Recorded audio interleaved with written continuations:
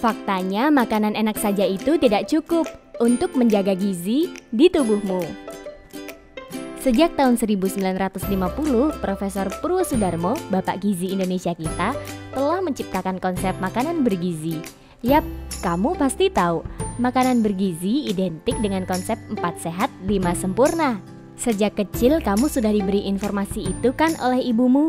Tapi konsep itu sekarang sudah tidak lagi digunakan karena dianggap tak sesuai dengan perkembangan teknologi gizi saat ini. Nah, sebagai gantinya, kini pemerintah menggalakkan dengan pedoman gizi seimbang atau PGS. Oke, hari ini aku akan belajar mengenai PGS bersama buku virtualku ini. Ayo buka bukunya dan kita lihat pedoman gizi seimbang.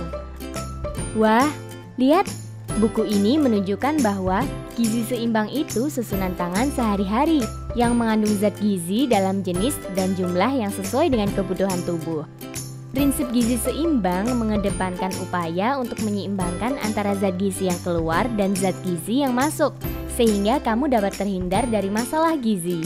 Seperti terkena malnutrisi, itu penyakit yang timbul karena ketidakseimbangan zat makanan yang diserap oleh tubuh. Di antaranya ada kwashiorkor. Penyakit ini terjadi karena tidak cukupnya asupan protein dalam makanan yang masuk ke dalam tubuh.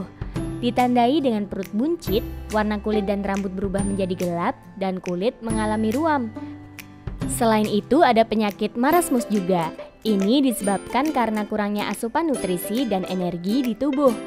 Ciri-ciri penyakit ini antara lain tubuh kurus kering, diare kronis, dan mengalami dehidrasi. Wah, banyak sekali ya ternyata masalah gizi ini. Nah, dalam PGS dijelaskan juga bahwa kebutuhan gizi tiap orang itu berbeda-beda loh. Misalnya, pekerja berat seperti kuli bangunan, atlet, petani, mereka memerlukan energi yang lebih besar daripada karyawan swasta. Nah, buku virtual ini menampilkan tabel berupa perbedaan konsep 4 sehat 5 sempurna dengan pedoman gizi seimbang. Bedanya, pedoman gizi yang baru lebih menekankan keberagaman sumber makanan dan kebiasaan-kebiasaan sehat. Tidak harus minum susu, ada panduan porsi yang harus dimakan, dan pentingnya minum air yang cukup. Nah, makanya kita harus tahu gizi yang ada di makanan kita. Buku virtualku ini juga menunjukkan bagaimana cara pengelolaan makanan dengan benar.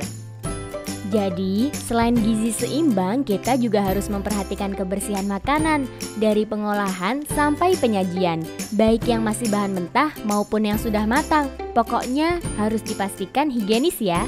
Bahan makanan seperti sayuran, daging atau ikan harus dicuci dulu sebelum diolah. Lalu, agar gizi yang terkandung dalam makanan bisa dipertahankan, kita harus mengolahnya dengan benar.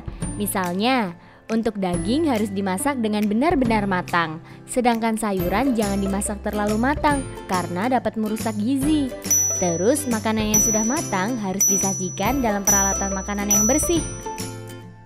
Bentar-bentar, kata ibuku, makanan yang tidak higienis dapat mengakibatkan gangguan kesehatan seperti sakit perut dan berbagai gangguan pencernaan lainnya.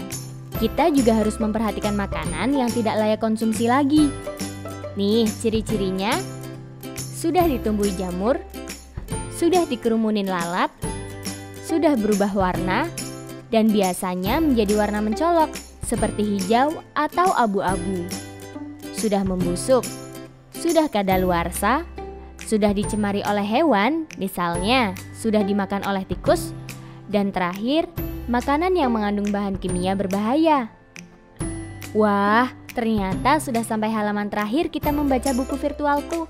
Setelah ini, kamu jangan lupa memperhatikan makanan kamu ya. Ingat, harus bergizi dan higienis.